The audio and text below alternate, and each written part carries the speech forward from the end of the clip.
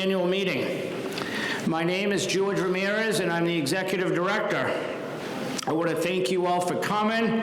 We have a great program for you guys, so sit tight.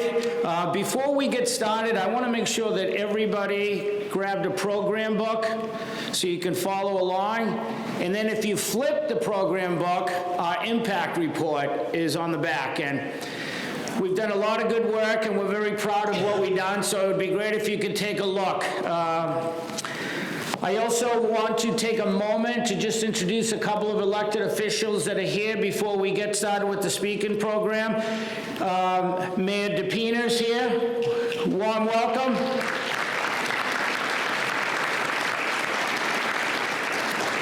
Senator Feingold and a founder is here. Warm welcome, Senator. City Councilor Santiago's in the house somewhere. That's great. And I do want to recognize Sophia, who's here representing Congresswoman Lori Trahan. So thank you all for coming.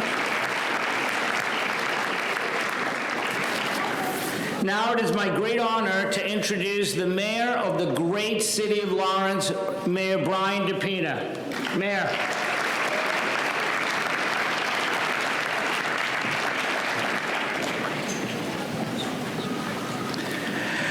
Good morning again, because I remember last year, the same events, time passed fast, because I think it's a couple of months, not 1 year.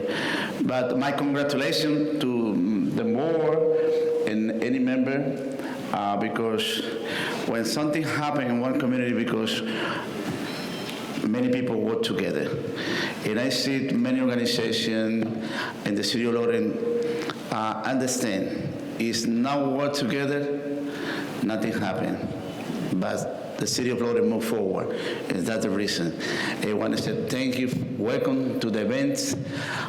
Quiero darle las gracias a todos los miembros de esta organización por el trabajo que están haciendo por nuestros negocios en la ciudad de Lawrence. Yo creo que si cosas están pasando en nuestra ciudad es porque hemos entendido que solamente trabajando juntos y, como dice Semana Hispana, en armonía, podemos lograr los objetivos como comunidad. De verdad que me siento muy orgulloso y quiero darle la bienvenida a cada uno de ustedes. Por mi parte, como alcalde de la ciudad de Lawrence, hago todo lo posible para continuar moviendo esta ciudad hacia adelante y no vamos a parar. For my part, I continue work and move the city forward. My challenge is not easy, but I know what my community needs, because for the last 35 years, I served to my community in different organizations, different institutions, religion organization, school, and I know what my community needs. Yo sé lo que mi comunidad necesita, y a lo mejor en secreto estamos haciendo el cambio que ustedes van a ver más adelante. Maybe in this moment, in secret, I take many decisions in my office, but not every decision I take every day, the community maybe I see the same day. But in the future, many decisions I take in my office, the city take advantage. Thank you for being here again. God bless the city of Lawrence, and God bless the institution. Bye.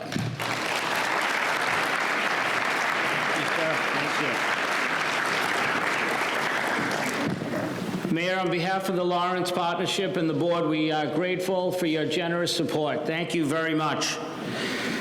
Next, it's also my great honor to introduce up here the chairman of our board, Socrates De La Cruz.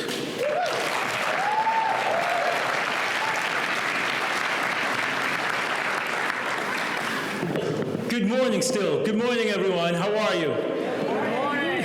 Come on. Good morning, everyone. How are you? It's a fantastic day. We have a lot to celebrate. The Celtics won last night. I mean, are you kidding me?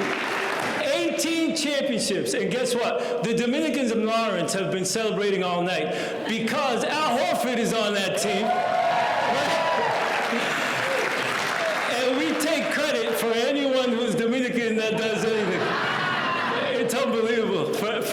time, I thought most of the Yankee players and the Red Sox players were Dominican because my grandfather would tell me, oh yeah, he hit a home run, he's Dominican, he's Dominican.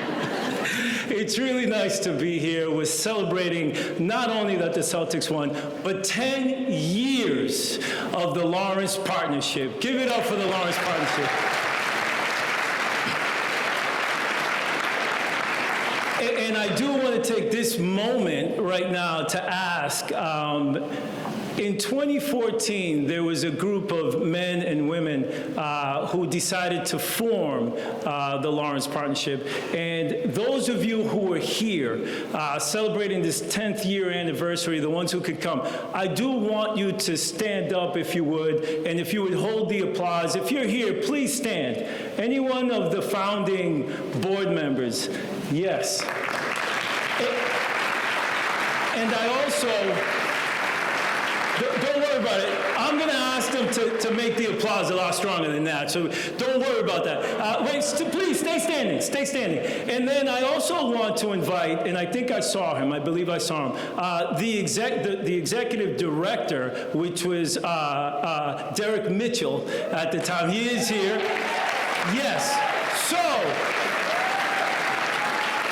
I know we saved the foods for last, but we did give you coffee. So I want you to join me in giving them a much stronger show of appreciation.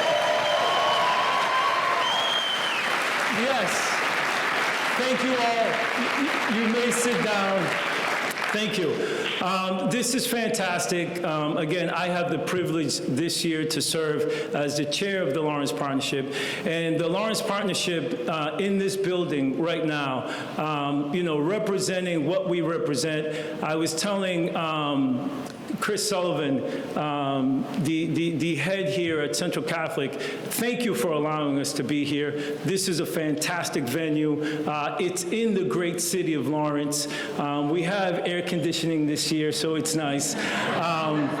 So it's really fantastic. And in the spirit of economic development, I shared with him that as a child, this is where I started my entrepreneurship and where I made my first bag of money, in this building. And I told him I'd have to tell you guys, even at the risk of exposing a nun, right? I said to him, I grew up in Lawrence and my grandmother was like this professional bingo player. And in this room, in this auditorium, gymnasium, they used to play bingo. And I remember coming here, 7 years old. There wasn't a babysitter at home, so she wasn't staying home. Guess who was coming to bingo? I came to bingo. And so she let me play a card. And I won. And she's like, you won. You got to yell bingo. So I yelled bingo, right? And the nun says, oh, he won. Come on up. And they checked my card, and she politely handed me like a bag of money. And at that time, I was like, wow, bingo is the job. This is fantastic. This is true economic development at its best. So thank you, Chris. For me personally, this is a wonderful venue. The Lawrence Partnership was formed 2014. You saw some of the founding board members, but there are a lot of them who are sitting around that did not stand up, who have participated and added their talents, their skills to what the effort is of the Lawrence Partnership. The vision and the leadership of these men and women in our city is why we are celebrating today. The Lawrence Partnership in 2014 brought together some powerful forces of good to serve, in and around Lawrence. Businesses, banks, hospitals, schools, government officials have all joined together with a common vision of a robust, strong, and fair local economy for every citizen in Lawrence. Not just for some, but for all. And yes, that definitely deserves an applause. Our focus is threefold. One, empowering small businesses. 2, fostering leadership and development, and 3, creating jobs. This is what we focus on. This is what we try to every time we meet, everything we convene, the people we get together, that is our focus, all for the city of Lawrence and the people of Lawrence, which we believe are the greatest asset of this city. Together, these initiatives that we've put together help to create a ripple effect that strengthens our entire community. One example is our venture loan fund. And you can read some of the facts about the loan fund in the back of your pamphlets here today. But I will say, since its inception, which was created and funded by 11 different banks locally, and it's being managed and ran by MCCI, there's been over $1 million deployed, all to small businesses, all to businesses that are getting started, and I'm proud to say that they're all Lawrence businesses that are minority and woman-owned. And it's money that's given to people with ideas, with vision, with capacity and talent, and they're missing the capital. And we've been able to put these two things together. And I think those of you who've walked around our city lately can testify that it's working. And so kudos to those small businesses that have had the courage to start out. Kudos to them.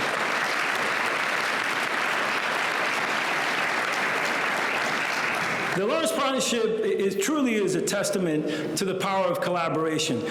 When people from diverse backgrounds and even nations and countries come together, the possibilities are limitless, and we all know this. We're making a real difference, I believe, in the wonderful city of Lawrence. And as a Laurentian myself, I am extremely proud of that, and you should be as well. And you know, I'll conclude with a call to action.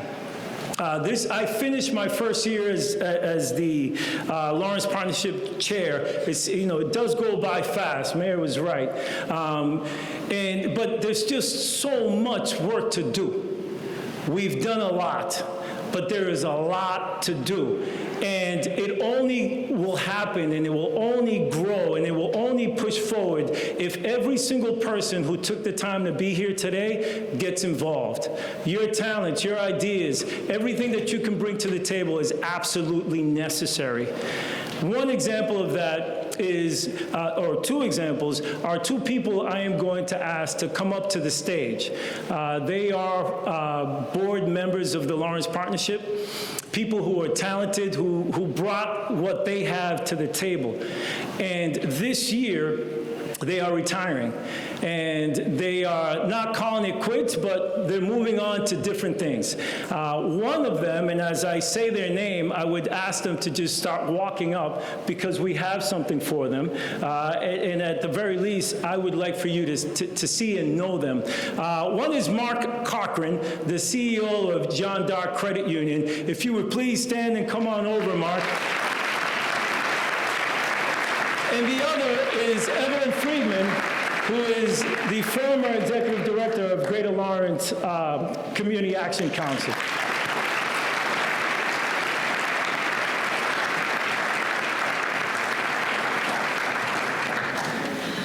And so I'll ask George to come on up. We have a small token of appreciation.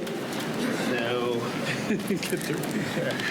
And they did not know about this. Evelyn.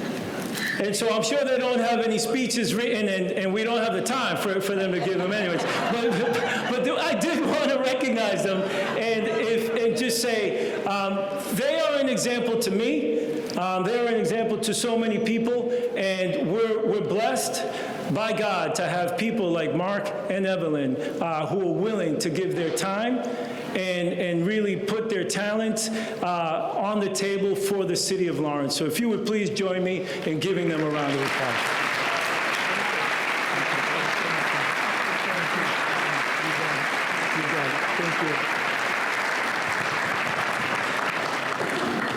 And I did mention founding board members, and I also mentioned our executive director, our first one, Derek Mitchell. But we also have something nice for you as well, which is a message from our very first board chair, Dr. Lane Glenn, the president and the one who really has spearheaded the Northern Essex Community College experience in the last, decades. We do have a video. There are two gentlemen behind that curtain. They don't know well, they cut my mic The neighborhood off. city of Lawrence, Massachusetts was founded on hard work, entrepreneurialism, collaboration, and a community of people striving for better lives for themselves and their families. Generations later, as former Mayor Dan Rivera is fond of saying, the accents may have changed, but the stories remain the same. This city we all love so much has faced many challenges in its history, from strikes, fires, and riots, to gas explosions and pandemics, and every time it has risen up to overcome them. But today, 10 years after a group of business and community leaders launched the Lawrence Partnership, we can proudly look back on some amazing accomplishments as a community. Long vacant mill buildings filled with residents and new businesses, the housing market the Boston Globe has called one of the hottest in the North, young professionals moving back into the city, and the New York Times and Wall Street Journal holding Lawrence up as a model of civic engagement, educational reform, transportation innovation, and more. And we have more work to do to ensure that this rising tide lifts all boats and to fully realize our vision for inclusive economic development. But if there's a group of leaders anywhere in America who can do that, it is this group of leaders, this incredibly dedicated, amazingly talented Lawrence Partnership. I can't wait to see all we'll accomplish in the decades ahead.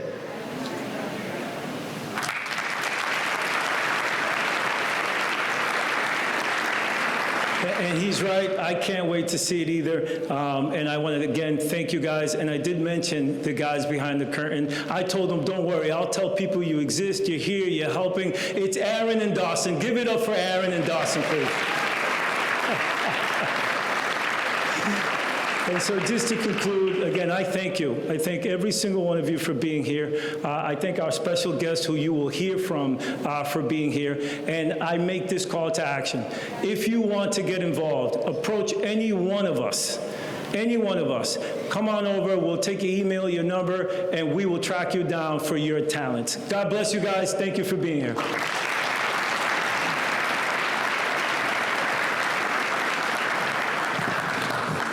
Thank you, Sock. Appreciate all those comments. Before we move on, I want to let everybody know that Wendy Luzon is here. City Councilor Wendy Luzon.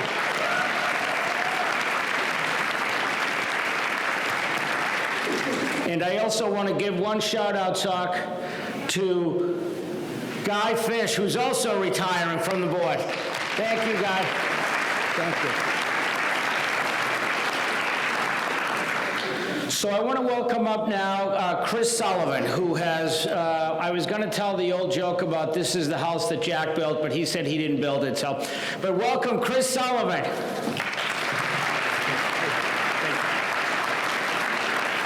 Thank you, George. I want you to know I've known Sock since he was 11 years old, and there was a time where we were afraid he wasn't going to be able to come out of his shell. So we're very proud of where he's ended up. One of my favorite things about being a part of the partnership is the shared sense of pride in what happens every day in our city. The energy level, the insight, the passion of the many folks who make up the partnership have been an inspiration to me, and I want to thank my colleagues and friends on the board. Some of us on the board, though, have an advantage over the rest of you because we get to work every day with young people. Those of us who do get to work with young people know how lucky we are. And we want to assure you that the hard work that is going on today is going to be inherited by some incredibly gifted and creative folks who are ready and willing to make their world a better place. There are hundreds, if not thousands, of kids in the city of Lawrence who live up to this description. But this morning, it's my pleasure to introduce to you 5 of them. High achievers and not future but current leaders, one and all. First, from Central Catholic High School, and I would invite Juan Luis Bernabel to please stand up.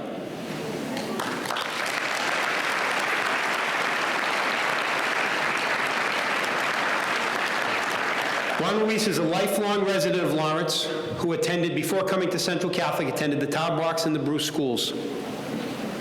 He graduated from Central Catholic in this very gym just a few weeks ago. He's an incredibly hardworking young man who has made the most of his high school journey. Juan graduated with a 4.4 GPA while taking a myriad of honors courses, as well as AP courses in biology, psychology, and Spanish. And he's an active member of the Lawrence Boys and Girls Club since a very early age. Today he serves there as a peer mentor and as a tutor. He's also a very faith-filled young man. He's extremely active in his church, where he leads a youth group, and he's helped to fundraise so that this group could go on service trips and pilgrimage to such places as Israel, Egypt, Spain, and Portugal. Juan Luis will be attending Wesleyan University in the fall on a Questbridge scholarship. Ladies and gentlemen, Juan Luis Bernabel.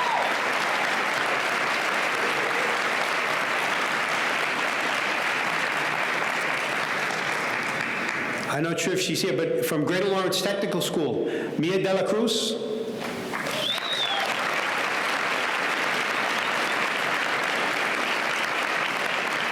Mia De La Cruz Dominguez is the daughter of Jose De La Cruz and Giselle Dominguez.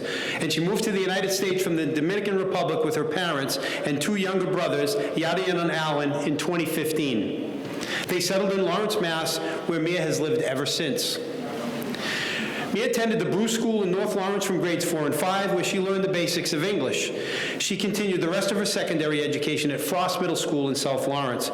Here, she was deemed as the kind of person ready to help others and a quick learner, as she quickly became proficient in English. Due to the COVID-19 pandemic, Mia began her freshman year of high school online. Despite the challenges, she continued to excel in both academics and technical areas. Throughout her high school journey at Greater Lawrence Tech, she consistently achieved high honors and took on leadership roles, such as being part of the Reggie Leaders, serving as class president, holding the position of National Honor Society secretary, and being one of the first students in her technical area to participate in the co-op education program as one of the guidance department secretaries since January of her junior year.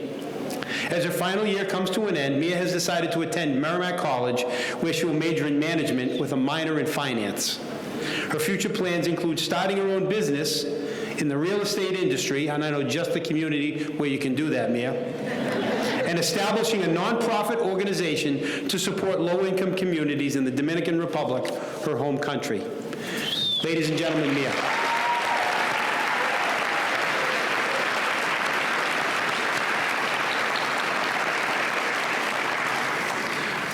From Lawrence High School, I'm pleased to introduce Alex Gomez.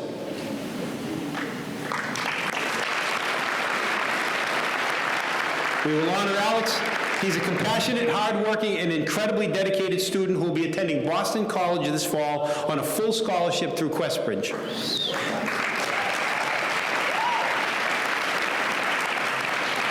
He plans to study computer science. Alex has always been committed to his academics and is part of the early college program, National Honor Society, and the LPIN recipient the past 2 years.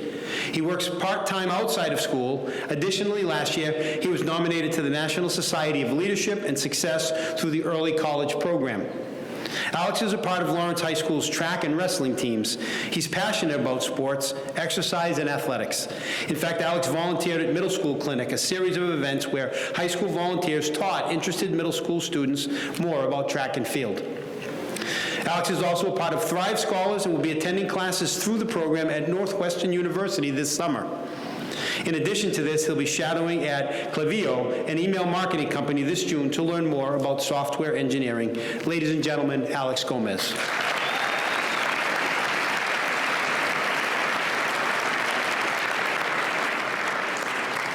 I want to introduce you my newest friend from Notre Dame Cristo Rey School, Alexander Alvarado.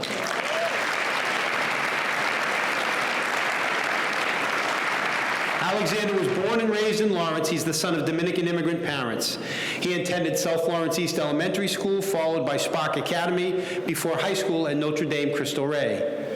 At Notre Dame, Alexander obtained high honors throughout his career with AP Calculus and Physics as his two favorite courses.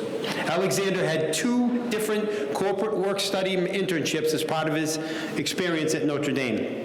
He interned at Raytheon during his sophomore year and at Zwicker and Associates of Andover for his junior and senior years.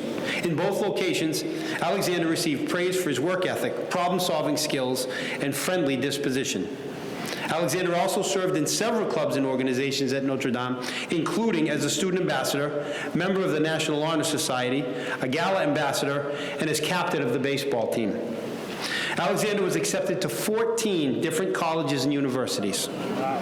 He will attend UMass Amherst in the fall as a mechanical engineering major.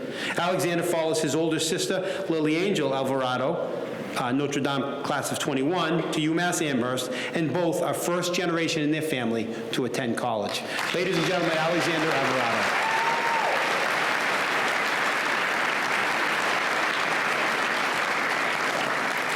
Last but certainly not least, from Northern Essex Community College, Nayeli Almanzar-Lizardo.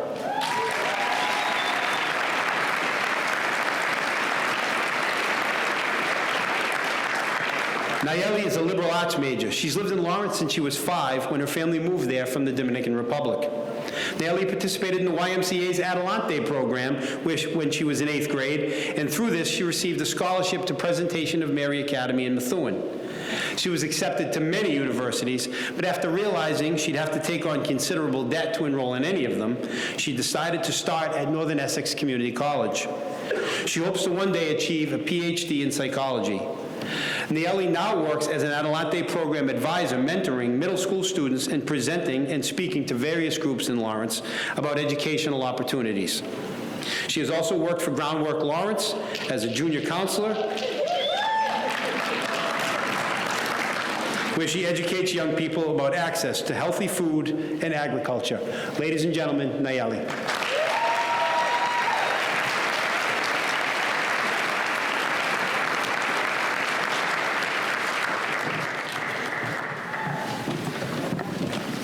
Thanks, Chris. Just listening to those bios, I guess our future is bright, so this is great. As I was listening, I couldn't help but notice, just the qualifications and the quality of these students. And so with your permission, I'm just going to ask them one question. And if you bear with me, it is in Spanish. So, okay, entonces, los estudiantes, ¿por qué está triste el cuaderno de matemáticas? Porque tiene muchos problemas.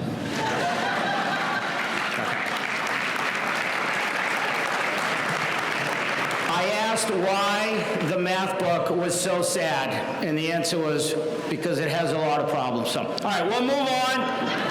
I'll keep my day job. Next up is Gary Sedell. He is the vice chair of the Lawrence Partnership Board. Come on up, Gary.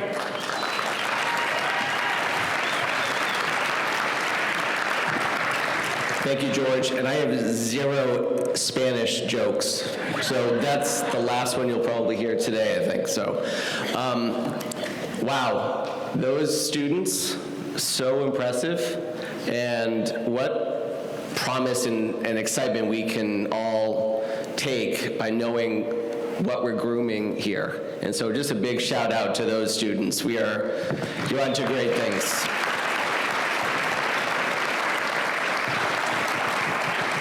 And so along those lines, as the Lawrence Partnership, we feel strongly about the up-and-coming leaders that are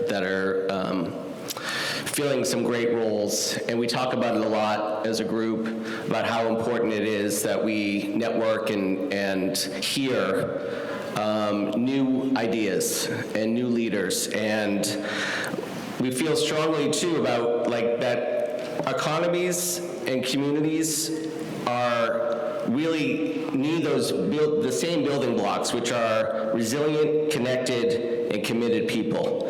And when we first started the partnership, we felt it important that we recognize what we're calling the rising stars.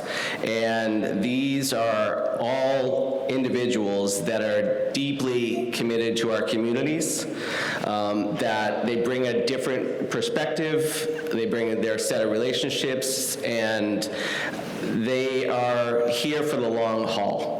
And that's super important to our organization because we want to continue to have impacts for years to come. And these three guys are tremendous people, and I am so fortunate to be able to reintroduce them to you because these are guys that you might see, but they're guys that you've got to watch because they are on the path to doing some amazing things in this community. So for those that don't know, the Rising Stars, when we look at this internally, there's some key aspects. One, they have to either live, work, or have an impact in Lawrence. They have to share the partnership's commitment to inclusivity, which we know is super important. They're already working in jobs and positions of influence, and they represent the future of this city. And so the partnership can't be more excited to recognize them today. So we have three guys. You see them in your program, but I have a chance to introduce them. We'll all have a chance to congratulate them. And the first individual this year is Jesus Ciriel from Enterprise Bank. Come on up, Jesus.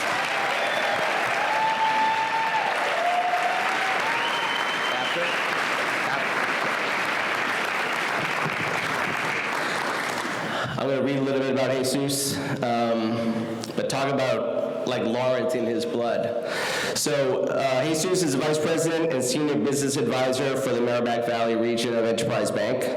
He is responsible for business development efforts in the region and the community ambassador of the bank, which if you follow him on social media, you see that he is out and about. I don't think he misses anything out there. He has over 17 years of experience in financial services. He joined the bank in 2013. He is a graduate of Lawrence High School. He received his Associate of Science in Business and Management, Business Management and Computer Application at Northern Essex Community College. He also received a Bachelor of Science in Business Administration from UMass Lowell.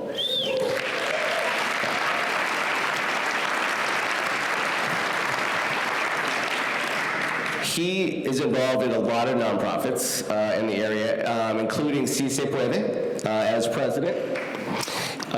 He works for the Lazarus House Ministry as clerk. He's the chair of the Camp Services Board for the Merrimack Valley Y. That's right. He's part of the Gala Committee for the Greater Lawrence Family Health Center. Yep. He assists various nonprofits throughout the valley with financial literacy program, which is so important, especially for our youth, to really have that ingrained in their education. He's also a Lawrence native. He's grown up in the city, currently resides here with his wife and 2 kids, and just an overall amazing individual, and we're so proud to have you as a Rising Star. Thank you.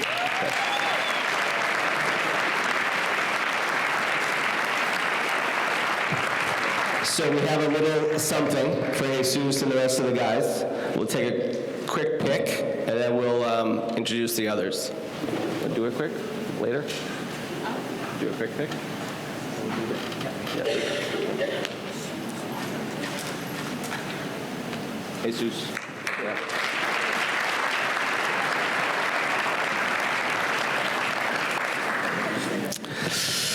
So our next Rising Star, pretty amazing guy himself. It's Jonathan Guzman. Come on up.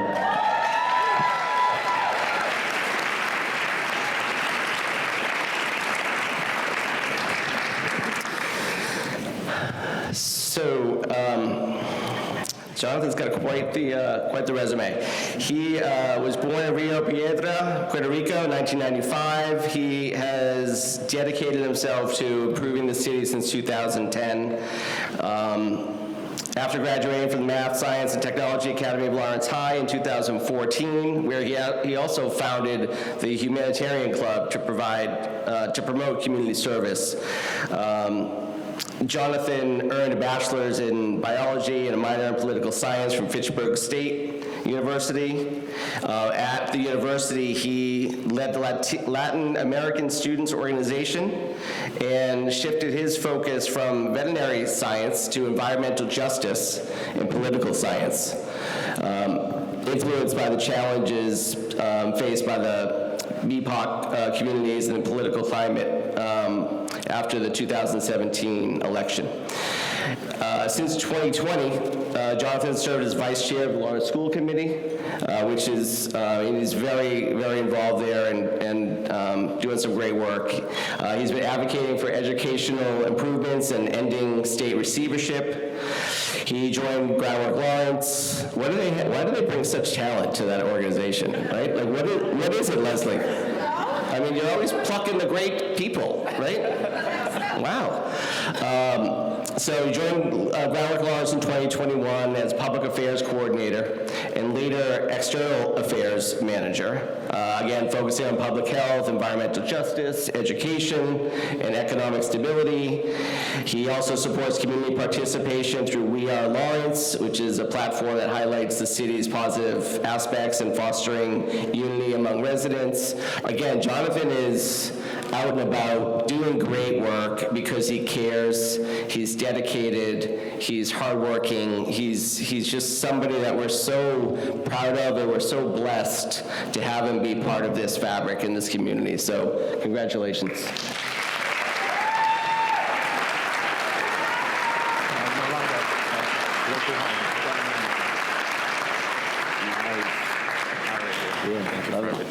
Okay, you're welcome. Quick pick. Oh, okay. Thank you.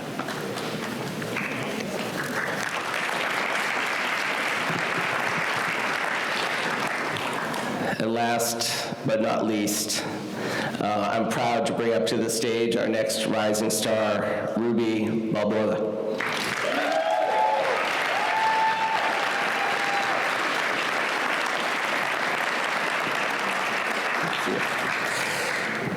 So, Ruby made his home, made his Lawrence home in year 2000, and he has a wealth of experience spanning 8 years in the insurance industry. Ruby currently serves as Vice President of Silverio Insurance Agency, another amazing company and family that has incredible talent.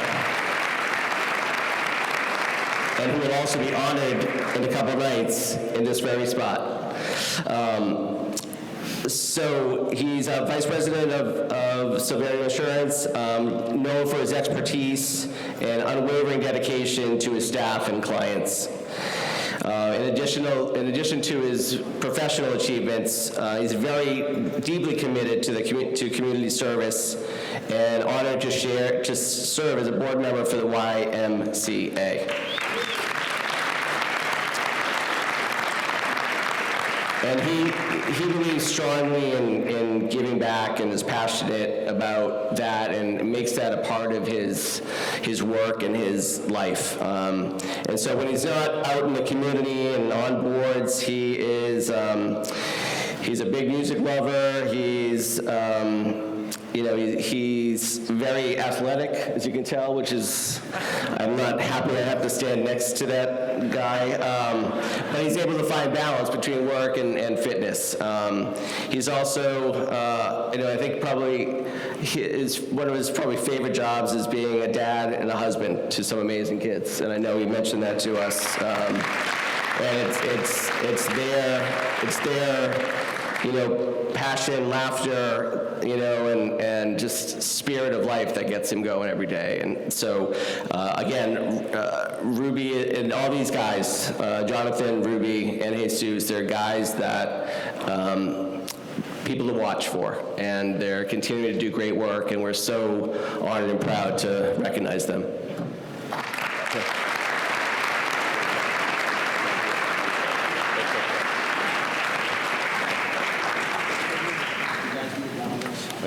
quick picture to talk to?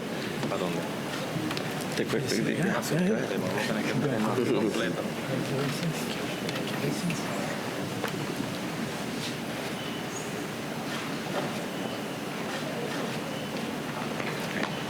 Great job.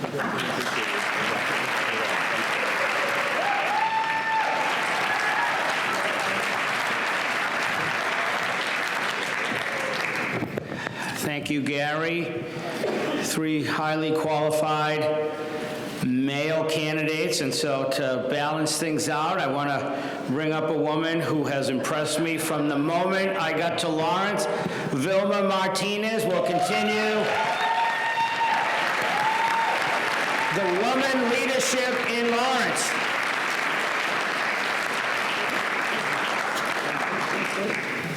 That was a nice introduction. I just want to say that nonprofits also are part members of the Lawrence Partnership. You left us out. So nonprofits have also, as businesses, contributed to what Lawrence Partnership is today. So I am super excited about this. I get the privilege to present the David Tibbetts Economic Impact Award to someone that I've known, someone I worked with, and someone I took the baton from as she retired from Greater Lawrence Community Action Council. So, and it's no coincidence, but last year I wasn't in the board yet, and my former boss, former Mayor Dan Rivera, received this award. And now this year I get to present it, and my former boss receives the award. So, see a trend here. So I think I should tell you a little bit about the David Tibbetts Economic Impact Award so you understand what a privilege it is to be recognized with this award. And so there are no simple solutions to promoting economic development, in ensuring its resilience and making it work for all community members, not just some, but all. We know that there are many other social priorities, health outcomes, quality of life, social equity, that make it very difficult for economic development strategies to be successful. So no one knows this better than today's recipient of this award.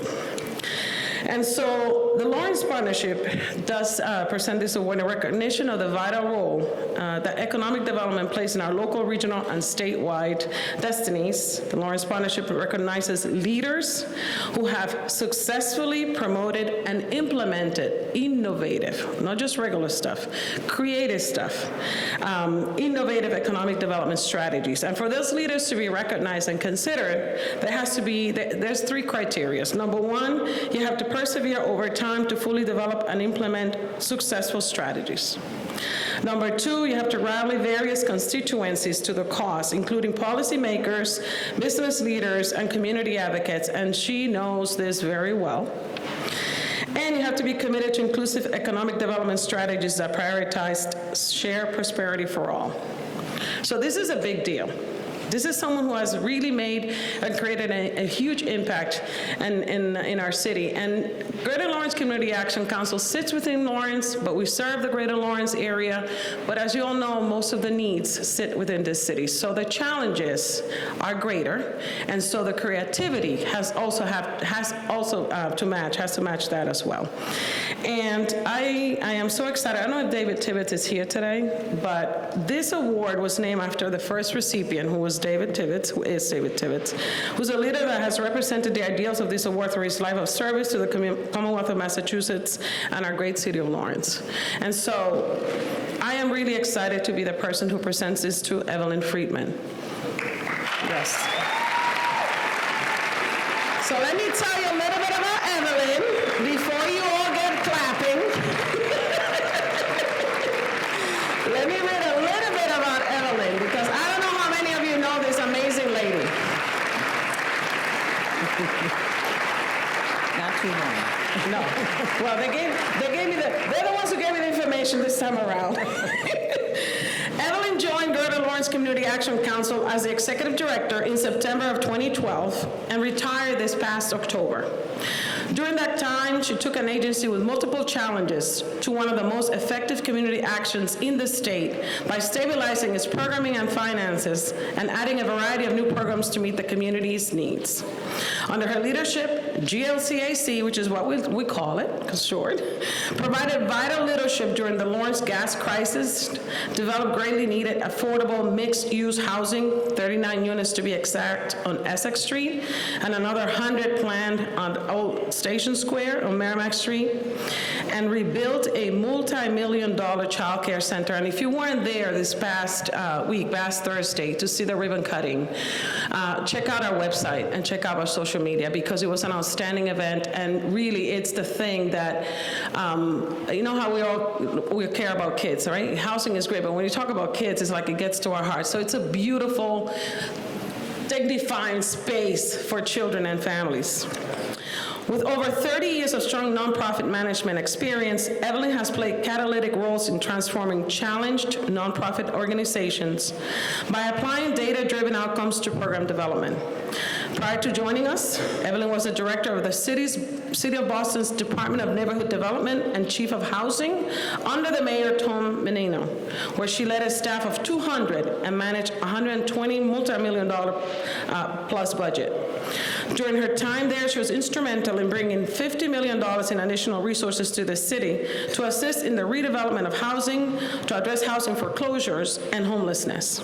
From 1990 to 2008, Evelyn was the executive director of Nuestra Comunidad Development Corporation, located in the Roxbury neighborhood of Boston. She transformed the once failing agency into one of the premier community development corporations in the region.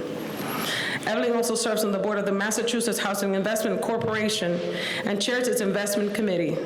Was a founding member of the Lawrence Partnership, as you heard earlier, and a founding member and past president of the NeighborWorks Capital Corporation.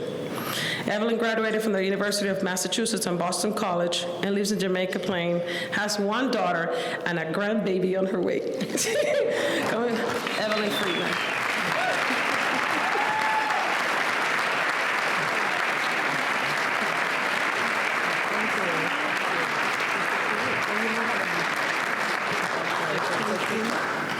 Want to take a quick picture? Yeah. Right here by the button.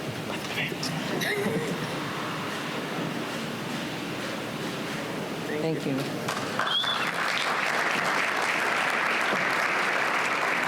Thank you, everyone. You know, as George and everyone were talking about the young people and Chris about the students, I was thinking, geez, what was I doing when I was in high school? Certainly not all the things that these folks were doing, and certainly not the things that you young men are doing when I was your age. So congratulations, and it's a good time to retire when all these young people are coming up doing all these wonderful things. Good morning, and I'm honored and honestly humbled to receive this completely unexpected award and to be in the company of so many wonderful and talented people who have received this award before me, like Dan Rivera, Julia Silverio, Maggie Superchurch, and of course David Tibbetts. It's really an amazing honor, so thank you. The partnership, as we wanted it to be, has been a singular catalyst for economic development from its inception, and in receiving an award from the partnership is really overwhelming, honestly. But no one does anything alone. Really, my team members should share in this award. I'd like to recognize the wonderful staff and board members of GLCAC. Some of them are right here. Stand up, staff.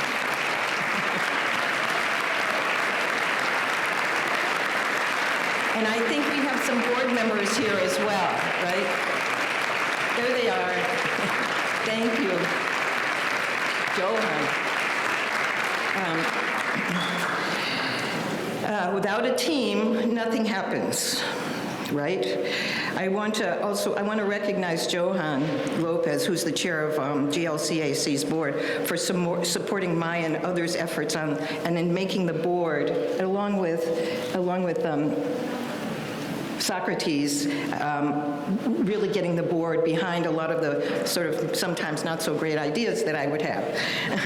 And being responsive, really, to the people of Lawrence. I mean, when we first started working on the child care center, we went over to the old child care center, and immediately the board could see what was needed and why it needed to happen. And it was a long process to finally get there, but we finally did, as Vilma said.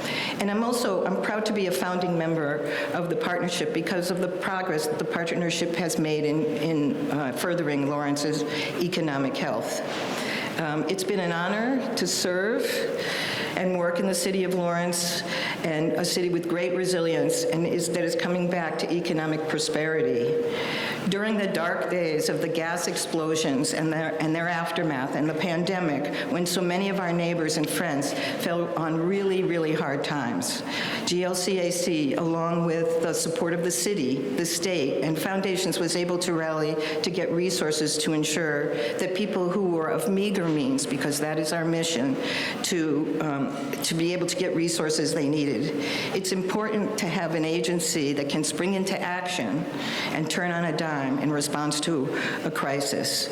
GLC was able to do that because of the staff and the board and the people who saw the needs and wanted to respond to them. GLCAC has come a long way in adding a plethora of programs to its portfolio, including, and so we do a lot of things like fuel assistance that everybody knows in WIC and childcare and so forth, but we also added immigration services, which, as you know, is a huge concern here in Lawrence and elsewhere as well. Homelessness services. I was just talking with one of our partners in the Lawrence Public Schools about a program that we have for young people, students who are homeless, who are in the public school system. Excuse me. Yeah, thank you. And we, as I said earlier, we added to the housing stock, and we also added 100 new child care slots when we did the grand opening of our new Peralt Child Care Center. And all of that's been extremely gratifying for me. I want to say, finally, that it's been extremely satisfying achievement to turn over the organization to a native daughter and son of Lawrence.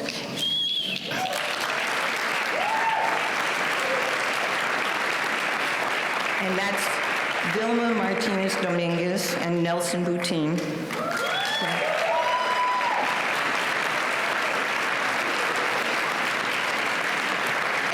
As the not-so-new, but pretty new leaders of the organization, I'm happy to accept this award on their behalf, and I'm still here to support GLCAC's efforts as well as the partnership.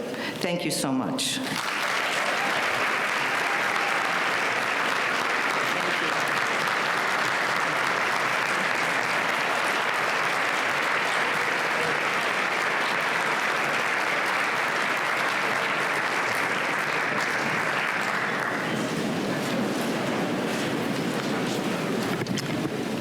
Thank you, Evelyn, for your leadership.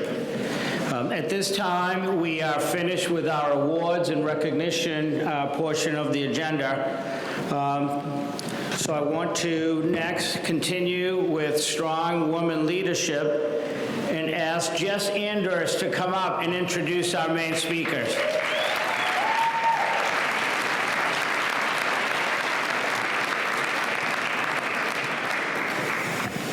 Thank you. That's what happens when you're short and you have to adjust the microphone. Welcome, everybody.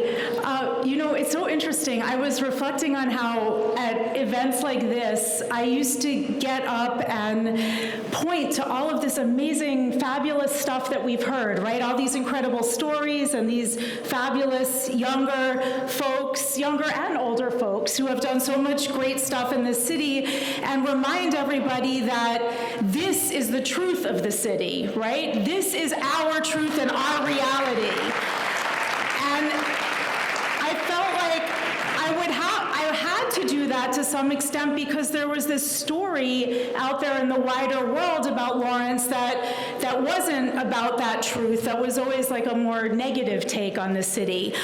But I'm kind of feeling like, and I think maybe Sak, I'm going to echo what you said last year, right? Like everyone was always like, Lawrence is rising, and Sak was like, heck no, Lawrence is risen, guys. And I feel like, yeah, like this is our new story, and this is the story that's out there about our community, and that's a beautiful thing, and it's taken the hard work of so many people in the face of so many challenges to make that the truth, and so I just applaud that, and I am really glad to be part of it. And I'm also really glad and honored to be the one introducing our keynote speaker, because I feel that she understands some of that story, right? She comes from an immigrant background herself. She's had to overcome some of those challenges. She's a pioneer in many ways. And so I'm really incredibly happy that we have Dr. Susan Collins, who's the president and CEO of the Federal Reserve Bank of Boston, here as our keynote speaker. As everyone knows, the Fed is the central bank for the whole United States, right? And there's 12 regional reserve banks in the system. So Susan runs the one, Dr. Collins runs the one in our neck of the woods. And she oversees all of the bank's activities: economic research, analysis, banking supervision, financial stability efforts, community economic development initiatives, payments, technology, finance initiatives. She's involved in setting those interest rates, which is the thing everyone knows the Fed for, but so much more, right? And I'm also particularly honored to be in this position because I think the Fed was one of the pieces, one of the catalysts for us really starting to change our story in the wider world, right? And that was when the Fed invested in Lawrence through the Working Cities Challenge back in 2014. At the same time the partnership was getting started and a glimmer in the eye, that conversation around the partnership came out of some of those early conversations about how are we going to respond to that Fed challenge. And at the time, I don't think anybody expected Lawrence to win, right? We were kind of the underdog, but for those folks who know me and know us in this room, that's a position we don't mind being in, right? Because we like to over-deliver on things. And so we were the first place winner of the very first inaugural Working Cities Challenge, and we used that not only to start the conversations that launched the partnership, but also to create this fabulous initiative in the Lawrence Public Schools that is still going strong, and that is about supporting the economic development and economic mobility of the parents of Lawrence Public School children so that the children can have a more stable environment and a steady place from which to progress. And that initiative has engaged more than 2,600 parents in a variety of training and leadership development and other activities, educational activities. It's placed over 760 parents in jobs, and it's led to some amazing teacher diversification efforts within Lawrence Public Schools that are still not just going strong, but taking root, and that the schools themselves have institutionalized. So I know that I saw incoming Superintendent Ralph Carrero here somewhere before. If you're still here, Superintendent Carrero, we want to see you continue and double down on those teacher diversification efforts and all of those efforts to support our families and support the economic development of Lawrence from the inside out.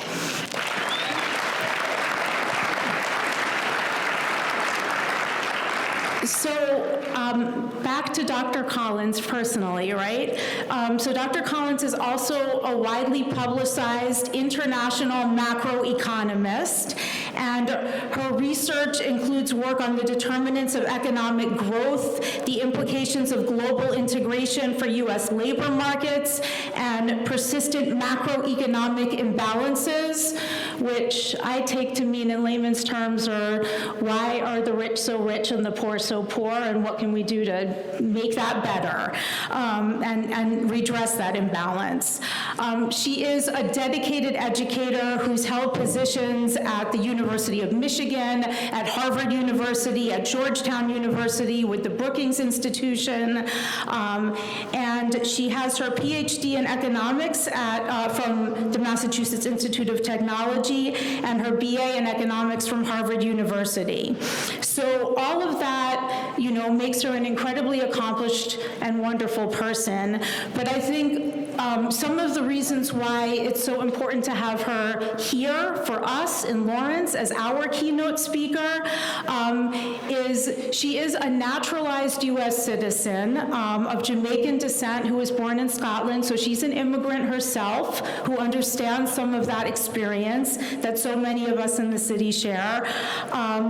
She also is the first Black woman to lead a Federal Reserve System in the whole United States, which is pretty awesome.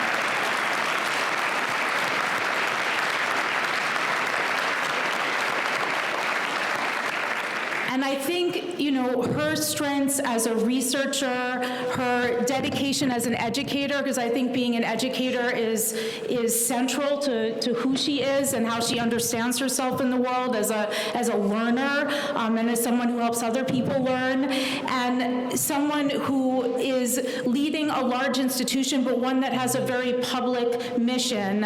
I think she deeply believes in and understands the importance of collaboration, and that is really what we are all about in this room. It is how we have gotten so far and how we will continue to get so far.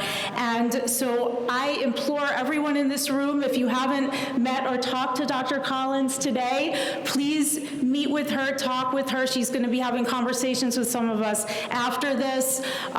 We want her to take back to all of those policymakers and all of those people who are making decisions on the really big levels, our story and our truths, our needs and our aspirations here in Lawrence. And we want her to be able to tell this story of incredible strength, incredible resilience, and just incredible talent that our immigrant community brings to this wider world. And that's a story that still needs to be heard loud and clear in the United States today. So thank you and welcome, Dr. Collins.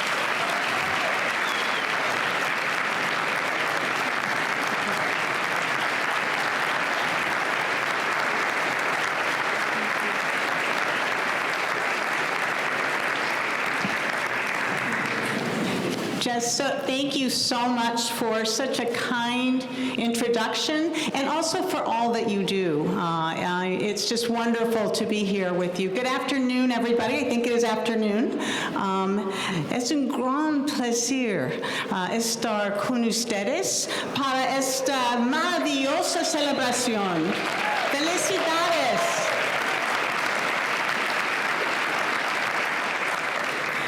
I just want to start by congratulating the Lawrence Partnership on its 10th phenomenally inspiring year, and I'll have more to say about that in a moment, but also all of today's award recipients for their many contributions to the Lawrence community, and I know the many contributions that they will continue to make going forward. So congratulations to each of you, and it's just really a pleasure to be able to recognize the hard work, and I have to say, as a lifelong educator, being able to celebrate hard work and people moving forward is just a pleasure to be here and to be part of that.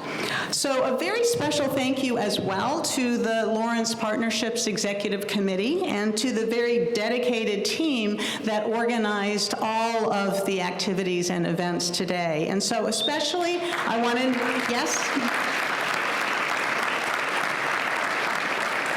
I especially wanted to recognize George Ramirez, Karina Calderon, and Genesis Duran. But to all of the team here, thank you so much. Well, I have to say, Jess really set the stage for me in some of the things that I would like to talk about. Since becoming president of the Federal Reserve Bank of Boston nearly 2 years ago, it's been a huge priority for me to get about and all around New England to hear about the local experiences in communities, especially communities like this one, like Lawrence. Lawrence and places like it are really critical to New England's economy, and all of you are essential to helping Lawrence to thrive. And it's really a pleasure to have the opportunity to be able to learn more about the history, about its many strengths, and about some of its challenges as well. Many of you may not know that the Boston Fed and several of our key partners are part of that recent history of Lawrence, and you've heard a little bit of it mentioned. But, as has been mentioned, in 2014, Lawrence was one of the first communities in Massachusetts to take part in what was then the Boston Fed's new grant-funded collaborative leadership competition, the Working Cities Challenge. And it was a competition that was aimed to address local economic development challenges. The Lawrence Plan, and in particular the people who were invested in bringing that plan to life, they really stood out as just a strong example of what a community can do when local leaders come together around a shared and urgent, really vital, important purpose. And you've heard a lot about collaboration today. I really think that is essential and is just kind of part of the essence of what stood out in both the plan and so much of what has followed. At the Boston Fed, we engage residents and leaders across all 6 of the New England states to learn about their economic experiences, their challenges, and also their opportunities. And we also try to provide some insight into what the Federal Reserve does and why, because as was mentioned, I think most people really don't know much about the Federal Reserve and who we are, what we do, and why. These conversations out and about in the community are extremely valuable and very informative. They complement the statistical data and the analysis that I, as a monetary policymaker, consider when I develop my own views about the economy. And that's why today, in addition to being part of this wonderful celebration, I'm also meeting with business leaders, community leaders, to hear about their, their on-the-ground experiences and to gain some insights into the local economy here in Merrimack Valley, and hearing from the people who are participating on the ground, those firsthand experiences are extremely valuable. I'd like to start by saying just a little bit more about the Fed and specifically about our broad portfolio of work that many people find surprising. We are one of 12 regional reserve banks that, along with the Federal Reserve Board of Governors in Washington, D.C., makes up the central bank of the United States. And I like to say that our mission is to create a vibrant, inclusive economy that works for everyone, not just that works for some people.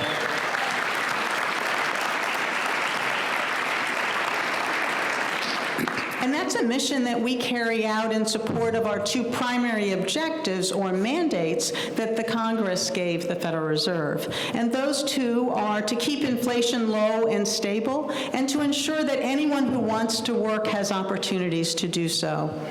In pursuit of this so-called dual mandate, the Fed sets target interest rate, the federal funds rate, and that influences overall financial conditions. But the Fed also undertakes a wide range of other activities that are critical to pursuing that mission and our dual mandate. We conduct impactful research and analysis on a wide range of economic, financial, and behavioral topics and policies. We encourage economic opportunity in communities of all sizes through on-the-ground initiatives, and these bring together public, private, nonprofit, and philanthropic sectors to develop solutions to economic challenges that impact populations that are underserved. We also ensure that the country's payments infrastructure meets the public's current and future needs. And our work contributes to a secure, reliable, and accessible United States payment system, from making sure financial institutions have the cash that they need to modernizing how Americans send and receive funds. And last but not least, we maintain the safety and soundness of the nation's financial system by supervising some financial institutions across New England with the support of other federal and state regulators. And we make sure that these institutions operate effectively and provide fair and equitable access to credit, capital, and financial services. So having touched on just some of the basics about the Federal Reserve, I do want to shift to a brief discussion of U.S. economic conditions and monetary policy. And why in this context? Because it's important to consider the broader economy as we take stock of progress at the community level. Our communities operate as part of that broader economic system. First, a disclaimer. The comments that I'll make reflect my own views and not necessarily those of Federal Reserve policymakers. So as our economy emerged from the COVID-19 pandemic's deep recession, output and labor markets actually recovered very rapidly, but inflation surged. And sparked by massive global supply chain disruptions that were compounded by strong demand and shifts in consumption patterns, this configuration of economic forces led to demand outstripping supply and putting significant upward pressure on prices and wages. And we saw the very harsh impact of that high inflation, which is like a tax that affects all of us. The toll, as I think we all know, is especially severe for lower income households and communities that are struggling to make ends meet. The surge in inflation also impacted firms, that complicating investment decisions, hiring, and planning decisions as well. And all in all, that is not an environment that fosters a healthy economy or maximum employment that's sustainable over time. And this is a key reason for my own commitment to restoring price stability. The Federal Open Market Committee, which is known as the FOMC, is the Fed's monetary policy-making body. And it's focused on bringing inflation back down to our target, which is 2% inflation, by raising the federal funds rate, which is the primary monetary policy tool. And this does push up borrowing costs, helping to cool an economy that was overheated and to realign demand with supply, helping to relieve some of those pressures on prices. The FOMC began raising the funds rate in March of 2022 and has kept the target rate at its current level of 5.25% to 5.5% since July of 2023. Well, we've made significant progress, and inflation has fallen substantially, but it does remain stubbornly above the FOMC's target. And despite those higher borrowing costs, economic activity has been remarkably resilient overall. And in the labor market, strong economic activity has translated into an overall unemployment rate that has remained near historic lows, while wages have continued to grow solidly. But at the same time, I think it's really important to recognize that those aggregate data mask a wide range of experiences. And in particular, unemployment rates are notably higher in some communities, and Lawrence is an example. And higher interest rates are quite challenging for some households and businesses. So the FOMC carefully assesses appropriate monetary policy, balancing the risk of not getting inflation sustainably under control because policy was eased prematurely, against the risk of a larger than needed slowdown associated with holding the funds rate high for too long. So there are risks on both sides, and assessing appropriate policy really involves balancing those risks. Just last week, the FOMC issued a statement explaining its recent decision to hold the funds rate steady, and importantly also noted that inflation data received recently showed some modest further progress towards our goals. And I do see the recent information as encouraging after a string of higher than expected inflation readings during the first quarter of 2024. And in my view, the data suggests an economy with demand and supply coming into better balance, which is what's required in order to restore price stability. But this process may just take more time than previously thought. It's too soon to tell whether inflation is durably on a path back to 2% target. Uncertainty remains very high, and the volatility of monthly data remain elevated, including for inflation. We just shouldn't overreact to a month or two of promising news, just as it was not appropriate to overreact to the disappointing data that we had received at the beginning of the year. And so, as I've often said, I remain a realistic optimist, and that means optimistic that we can restore price stability in a reasonable amount of time with a labor market that remains healthy, but realistic about the risks and the uncertainties around that outlook. And in that context, the appropriate approach to monetary policy continues to be requiring patience and providing time for a methodical, holistic assessment of what I see as a constellation of data that continue to evolve. So, as I've mentioned, one of the Fed's mandates focuses on what economists call full employment. And to achieve that goal, cities like Lawrence must thrive. And together, we have to address the barriers to opportunity and to participation in the larger economy. For decades, Lawrence and other smaller cities have had unemployment rates that are 2 to 3 times higher than the overall rate in Massachusetts. And we've been really pleased to see that gap decline recently, but there's clearly more work, much more work to do. Lawrence and the other so-called gateway cities, and gateway cities are where nearly a quarter of the Massachusetts population resides, they are central to the economic health and vibrancy of New England. And like Lawrence, many of these communities are home to a young, growing immigrant population, which is so important in a state that has a low birth rate, significant out-migration, and is in the region with the nation's oldest populations. We should celebrate those immigrants and what they bring.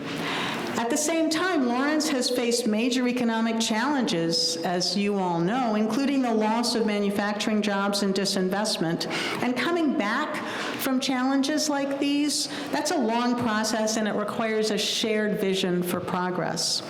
So 15 years ago, the Boston Fed set out to understand if and how smaller cities could turn their economies around after losing their manufacturing base. Researchers studied 25 similar cities nationwide, and they found that 10 of those cities did a lot better than their peers, even if they didn't make it all the way back to their economic strength. And so there was quite a lot to learn. Well, what made those cities special? A key factor was having strong leaders who collaborate across organizations and sectors on shared priorities over a long period of time. So why does that matter? Well, turning around an economy is complex, and it does take a long time. It doesn't happen overnight. And no single institution or leader can do all that's needed on their own. Our smaller cities need their talented leaders working together, sharing time and resources to achieve a common goal and set of goals, and watching that grow. And as I've already seen during my wonderful visit today, and thank you to so many who have shared their stories and told me about some of the work that's been accomplished so far, what I've already seen shows that Lawrence is really good at this, and that shared leadership is one of the drivers of the progress that you are making and I know will continue to make. We hope the Boston Fed has been a valuable partner on this journey, which we've also taken with numerous other cities and towns since Lawrence became part of our Working Cities initiative a decade ago. And that Working Places, it includes some rural areas as well. Initiative now includes 30 smaller cities and rural communities across 5 states in New England.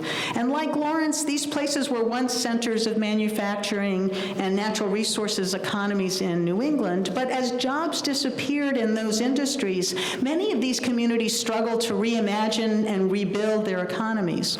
For example, participating communities as part of the initiative in East Hartford, Connecticut, or Lamoille County, Vermont, face challenges like aging housing stocks and infrastructure, a dwindling tax base, and often high rates of poverty.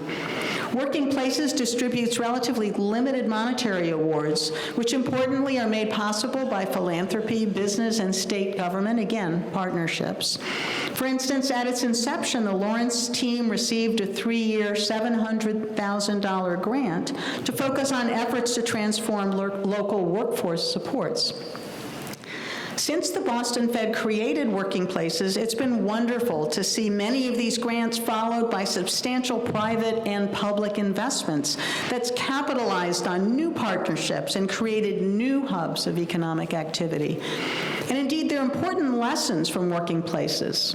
One is that complex issues cannot be solved by one sector, one organization, or one person. Successful collaboration requires attention to processes. It requires new voices at the table to expand oversight. And it requires the flexibility to seize opportunities and to change along the way, including admitting when efforts need to be rethought. A neutral, trusted intermediary like the Boston Fed can help. The most successful Working Places teams have robust community engagement, local government supporters, and an urgent shared purpose. And Laurel is just an excellent example of this work with so much to teach and to learn from. In 2014, the Lawrence community responded decisively, as you've heard and as you know, to the Fed's invitation to join this newly launched competition. And leaders from all over, city government, nonprofits, schools, public departments, community college, local firms, they all set out to build on the important work that was already underway in their city, deciding to focus on workforce support and specifically helping parents with children in the public schools to find jobs that had greater income potential. Lawrence became a working city because an independent set of experts saw that it had exceptional vision, talented leadership, and a strong team really committed to work in new ways to improve the community. And over 3 years, the team provided job training and service support for 600 parents. It assisted 200 families with job placements with an average wage increase of 25%. It created new training pipelines with employers and the local community college, and it integrated some long-term interventions in the school system aimed at improving family well-being. Those leaders also became a strong team that continued and continues to thrive and collaborate with the Boston Fed after the 3-year grant program period ended. They worked with community residents and strengthened networks of trust and collaboration that have been important in the city's responses to challenges, such as the natural gas explosions and dealing with the pandemic. And today, 10 years later, the Lawrence Partnership is composed of local leaders spanning the business, banking, nonprofit, government, education, and healthcare sectors. And it's united by an even broader commitment to building a dynamic local economy that works for everyone in the community by helping businesses to grow. Lawrence should be so proud of its energetic and growing immigrant population, its vibrant small business community, and the signs of continued growth, including the new businesses, the housing construction that I saw in many corners. I just applaud the continued collaboration and creativity of Lawrence civic and community leaders as you address persistent challenges and also grapple with some new ones. The unemployment rate has been falling, but it's not nearly as low as the state rate, so there is more to do. The high cost of housing is a newer challenge for Lawrence and for many cities and towns across the country. In fact, in my travels around the region, it's one of, if not the most common issue that I hear about, affordable housing. Of course, there'll always be new challenges, as well as setbacks along the way. It's a journey. But your determination, resilience, and creativity are inspiring. And your progress in the face of significant odds is a promising indicator of what's to come. Thank you to all the leaders and community members that work so hard each day. We truly look forward to continuing to support and promote your efforts. So I'd like to thank you again for inviting me to participate in today's absolutely wonderful celebration. It's been a pleasure to share a little bit about the work of the Federal Reserve, why it matters to important regional centers like Lawrence, and I hope it's also clear that the work taking place in Lawrence and other communities like it are absolutely part of the bank's mission to foster a vibrant and inclusive economy that works for everyone. New England's economy is healthiest when it's providing opportunities for all to participate, contribute, and prosper, not leaving some people and places behind. And to achieve this, we need contributions and capabilities of all communities and places across our region. The Lawrence Partnership leads by example. You demonstrate the power of cross-sector collaboration and a shared vision, and you should be so proud of what you've already accomplished. The energy here today just highlights your strong commitment to the hard work and continued partnership ahead. So thank you. I look forward to engaging with so many of you in the work to follow. Gracias y felicidades.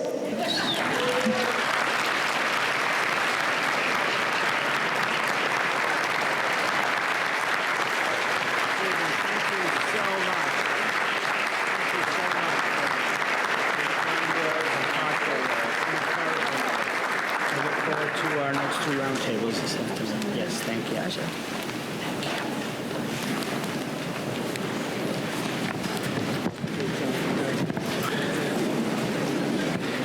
Thank you, Susan, for that thoughtful message and encouraging message. Lawrence's resilience, it's strong, and it's hopeful for its future. At this time, I would like to welcome back to the microphone the chairman of our board, Socrates de la Cruz. Excellent. Thank you, Dr. Collins. We are wrapping up, but before we do, I do want to invite Gary up and also George and Karina. And George, if you could just please, Karina, if you would just come up.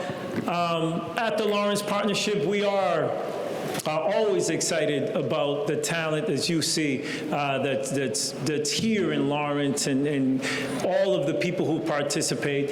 And sometimes they have to leave us, as we've already mentioned, 3 of our board members who are retiring. But Karina, who has been with us for quite some time, is now going into a different sector or job in her life. And we cannot, I'd be here all day to try and explain to you the impact that she's had on our organization from top to bottom. She's always around. She's the one that really pushes these types of events and all of the events that we have. So just very quickly, we would like to not say goodbye, but recognize Karina. She is moving on to her new job. Can I say what it is? Okay. She is going to be the chief of staff for the president and CEO of Lawrence General Hospital. So congratulations to Karina. And George, if you may. And so on behalf of our vice chair, executive director, the Lawrence Partnership, we just want to show our gratitude and say thank you, Karina. Congratulations.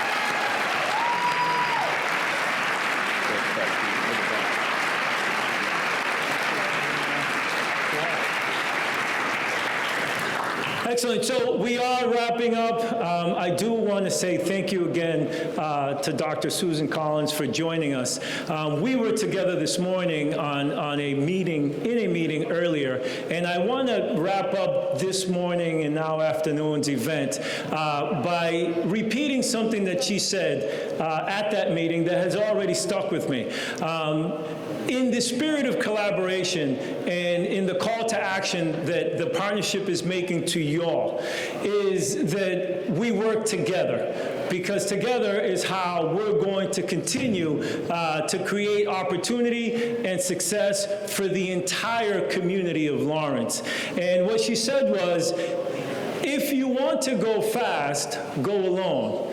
But if you want to go far, go together. So thank you very much.